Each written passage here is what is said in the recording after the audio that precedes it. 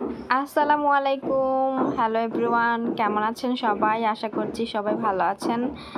তো চলে আসলাম নতুন একটি ভিডিও নিয়ে।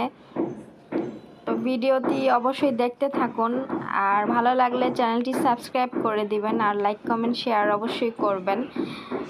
সকালবেলা ঘুম থেকে উঠে এইভাবে বসেছিলাম কিছুক্ষণ, মনে হচ্ছে আর একটু ঘুমাতে হবে। তো অনেক সময় হয়ে গেছে, তো আর ঘুমাইলে তো হবে না, এর জন্য উঠেই পড়লাম। উঠে ক্যামেরাটা অন করলাম, ভাবলাম যে আপনাদের সাথে একটু আমার টুকিটাকি মানে কিছু শেয়ার করি। তারপরে চলে আসলাম এখানে হাত মুখ ধুইতে। তো এখানে ব্রাশ করব, হাত মুখ ধুয়ে ফ্রেশ হব, দেন নাস্তা করব। তো অবশ্যই ভিডিওটি দেখতে থাকুন, আর ভালো লাগলে তো অবশ্যই সাবস্ক্রাইব করবেন।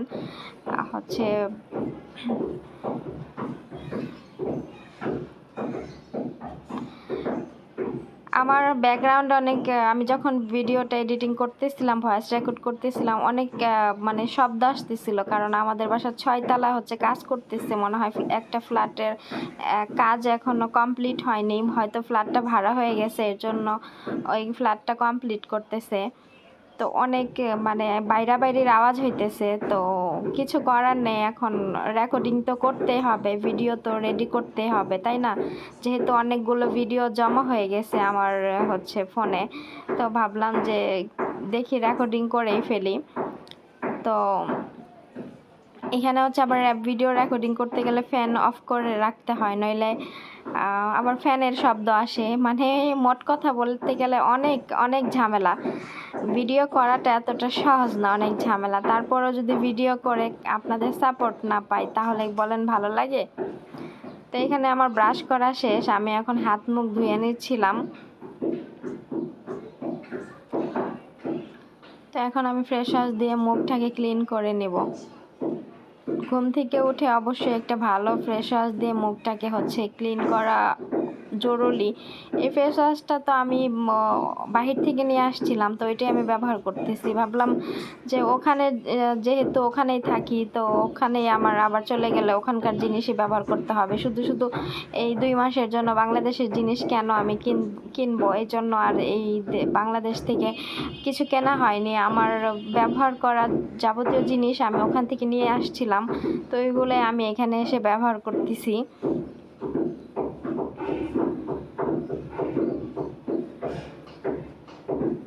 কি যে শব্দ আসতেছে, মনে হচ্ছে বিল্ডিং ভেঙে পড়বে। অবশ্য আমার ভয় লাগে এরকম শব্দ আসলে বিল্ডিংয়ের উপর, কারণ আমি উঁচা জায়গায় থাকি না, তো এর জন্য আমার খুব ভয় লাগে।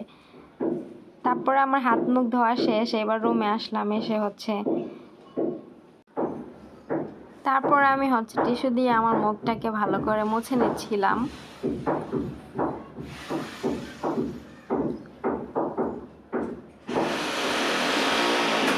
আজকে যে অবস্থা, ভয়েস রেকর্ডিং করার অনেক সমস্যা হয়ে যাচ্ছে, কারণ ওইদিকে বাইরে শব্দ হইতেছে, আবার এইদিকে মেশিন চালু করতেছে, জানি না কিসের মেশিন, তো অনেক আওয়াজ আসতেছে বাহির থেকে।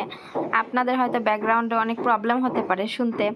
যাই হোক, তারপর আমি এখানে চলে আসলাম যে দেখি কি নাস্তা বানাইছে। তো এখানে দেখি পরোটা বানাইছে, আমার জন্য রেখে দিছে। আমি সকালে একটা রুটি বা পরোটা আমি একটা খাই, 2টা খাই না। তারপরে এখানে আমি আসলাম, দেখি যে কি কি রান্না করে রাখছে, একটু দেখতেছিলাম। তো এখানে দেখি শুটকি দিয়ে কি দিয়ে রান্না করছে, আর ওখানে মিষ্টি কুমড়া দিয়ে আর চিংড়ি মাছ দিয়ে মনে হয় রান্না করতেছে। তো এখানে যে চাল ধুয়ে রাখছে, তারপরে একটু দেখাইতেছিলাম রান্নাঘরের পরিবেশ, যে কি অবস্থা রান্নাঘরে, রান্নাবান্না করতেছে, এখন এলোমেলো হয়ে আছে।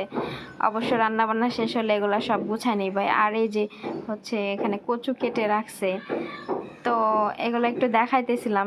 তারপরে আমি ফ্রিজটা খুললাম, যে আমি আমার বোতলটা বের করি, কারণ আমি সবসময় বোতলে পানি খাই।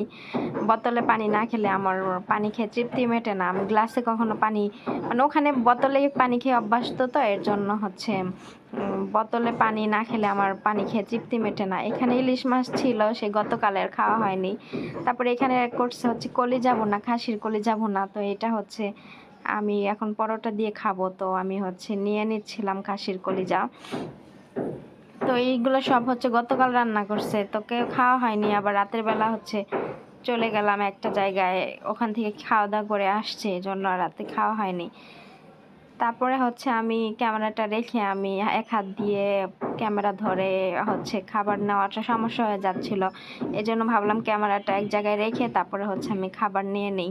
তারপর ক্যামেরাটা আমার পাশেই রেখে দিছিলাম, ওখান রেখে তারপরে হচ্ছে খাবার নিয়ে নিচ্ছিলাম।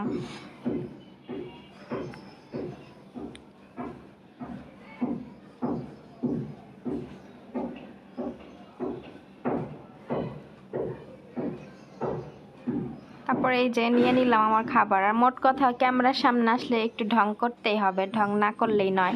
যাই হোক, এগুলা কেউ কিছু মনে করবেন না, এটা সবার ক্ষেত্রেই। ক্যামেরার সামনে আসলে মনে হয় একটু ঢং করি। তারপরে খাবার নিয়ে চলে আসলাম, ডাইনিং টেবিল ছেড়ে রুমে চলে আসলাম। আগেও বলেছি ডাইনিং টেবিলে খেতে ভালো লাগে না তেমন, রুমে এসে বসে রিল্যাক্সে খাবো, এটার খাওয়ার মজাই আলাদা। তারপরে হচ্ছে আমি খাওয়া শুরু করলাম।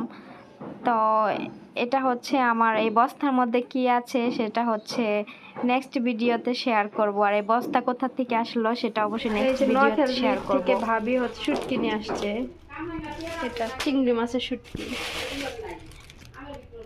এটা হচ্ছে পুঁটি মাছের শুটকি।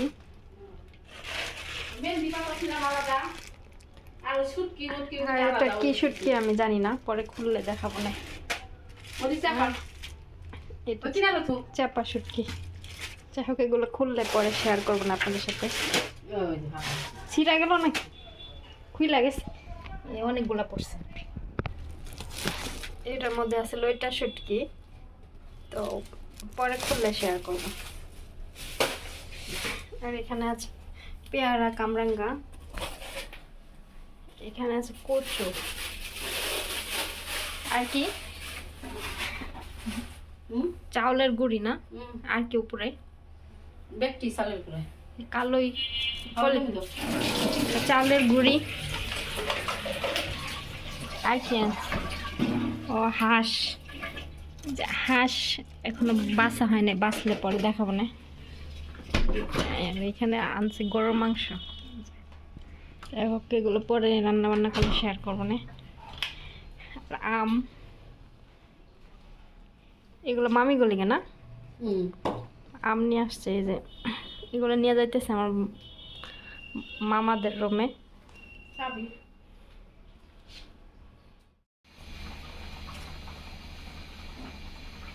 ডিম আছে না, ইলিশ মাছ মাথা কি খাবি না নাহলে এই কচু দিলাম রেখে দে।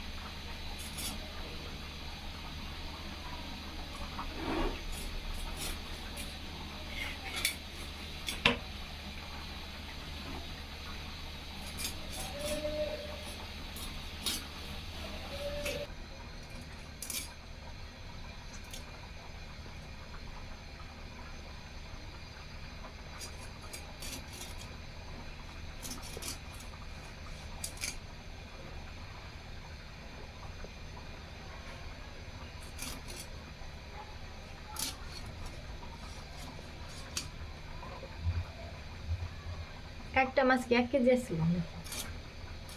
কম বেশি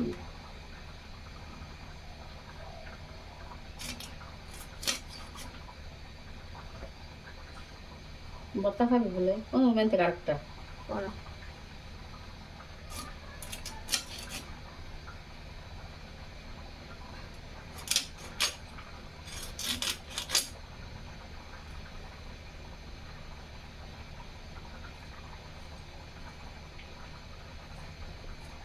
বত্তা